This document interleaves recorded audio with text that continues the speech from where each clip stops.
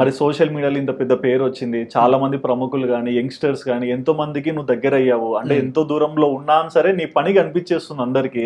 మరి ఫ్లవర్స్ ఏం రాలేదా? బంతిపూలు ఏం పండలేదా? ఫ్లవర్స్ అంటే ఈ విషయంలో రాలేదన్న. ఓకే, మరి అట్లీస్ట్ లైఫ్ లో రిలేషన్ ఏం లేదా, లవ్ ఇట్లాంటివి? అదే అన్న, ఇట్లాంటి అంటే సోషల్ మీడియా నుంచి ఏం రాలేదు, ముందు నుంచే ఉన్నది. ఒక పేద అమ్మాయి.